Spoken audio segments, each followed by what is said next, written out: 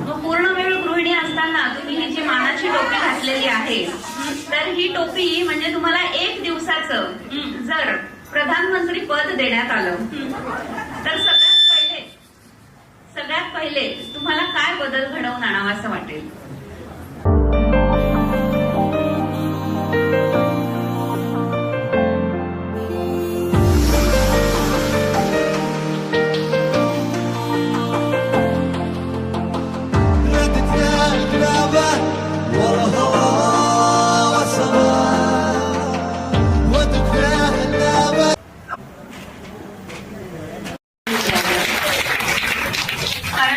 सुंदर प्लॅटफॉर्म उपलब्ध करून देणं ही सोपी गोष्ट नाहीये. जे आयोजक असतात त्यांनाच माहिती आहे की एक एवढा कार्यक्रम करण्यासाठी सुद्धा किती पापड वेलावे लागतात. कारण बरेच कार्यक्रम मी सुद्धा केलेले आहेत, त्यामुळे मला याची कल्पना आहे की छोट्या छोट्या गोष्टींमध्ये सुद्धा अक्षरशः जीव निघतो जेव्हा हे सगळे कार्यक्रम आयोजित करायचे असतात तेव्हा. पण इतका सुंदर कार्यक्रम मी आजवर बघितलेला नाहीये.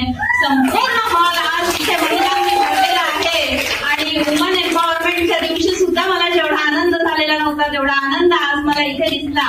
आपण सगळेजण म्हणतो की लहान मुलांमध्ये किंवा तरुण पिढीमध्ये आपल्याला आपलं भविष्य दिसतं, पण आज मी इथे हे पुढचं भविष्य बघत होती की पुढचं भविष्य किती उज्ज्वल आहे. जर तुमच्यासारखे सगळेजण उत्साही मंडळीकडे असतील तर आमचं भविष्य नक्कीच उज्ज्वल आहे.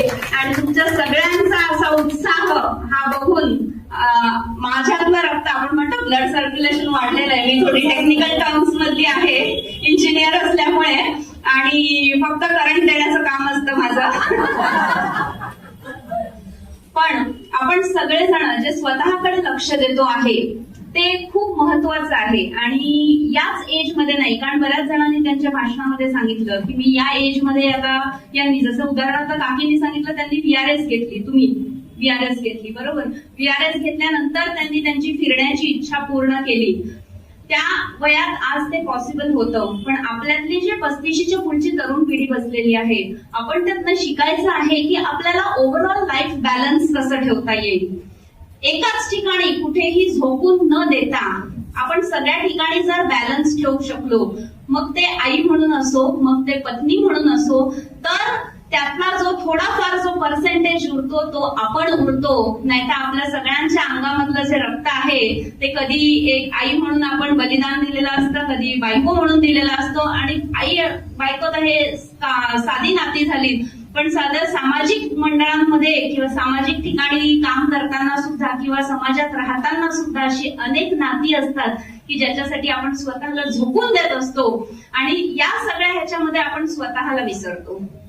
आणि ही जी आजचा हा जो स्टेज आहे, हा एक स्टेज त्याच्यासाठी एक उत्तम उदाहरण आहे की आपण आपली पर्सनॅलिटी किती खुलून आणू शकतो. आपल्यामध्ये काकी बसलेल्या आहेत, त्यांनी सांगितलं, त्यांनी 2 वेळा वर हात लावून आणल्या.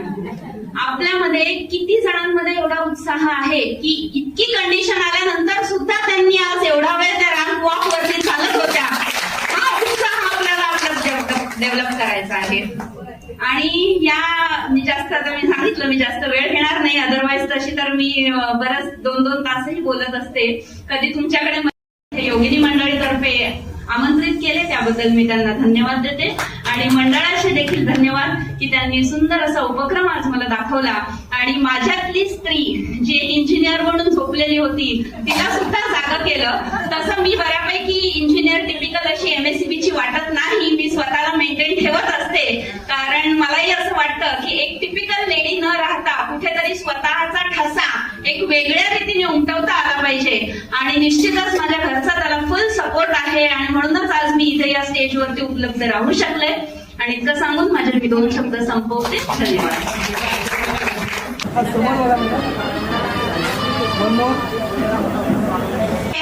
बेस्ट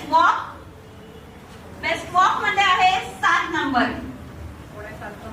खूप छान चालत होती अशी भरून 7 नंबर त्यांनी मस्तपैकी वॉक केलेला होता.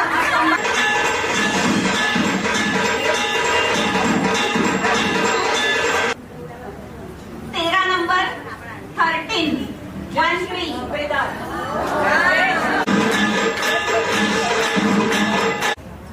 पुष्पा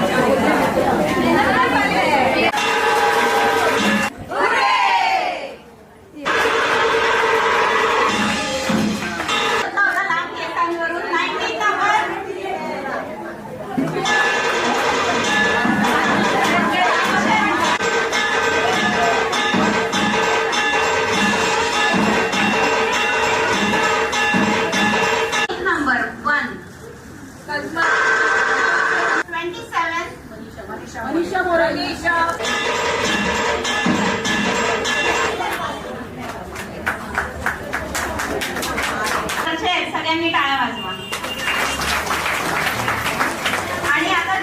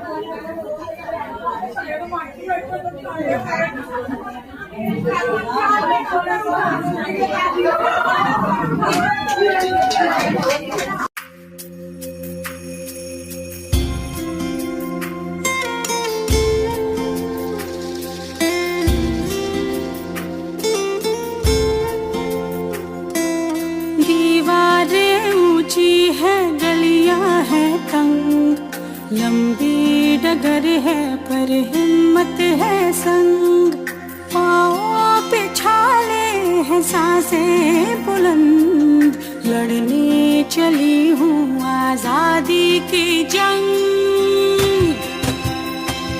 बेखौफ आजाद है जीना मुझे, बेखौफ आजाद है रहना मुझे, बेखौफ आजाद है जीना मुझे, बेखौफ आजाद है रहना मुझे।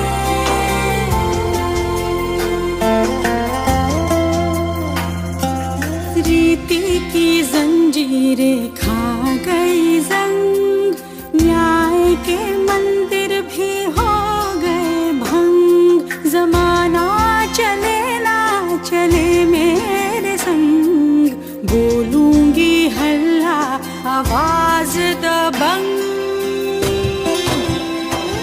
बेखौफ आजाद है कहना मुझे, बेखौफ आजाद है रहना मुझे, बेखौफ आजाद है कहना मुझे, बेखौफ आजाद है रहना मुझे।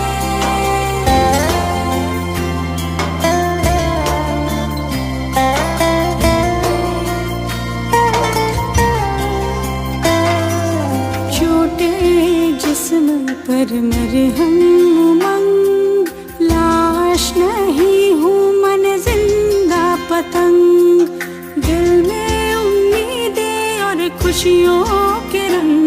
हर आंसू बनेगा एक नई तरंग। हाँ, बेखौफ आजाद है बहना मुझे, बेखौफ आजाद है रहना मुझे, बेखौफ आजाद है बहना मुझे, बेखौफ आजाद है रहना मुझे। दीवारें ऊंची है, गलियां है तंग, लंबी डगर है पर हिम्मत है संग। पाँवों पे छाले हैं, सांसें बुलंद, लड़ने चली हूँ आजादी की जंग। बेखौफ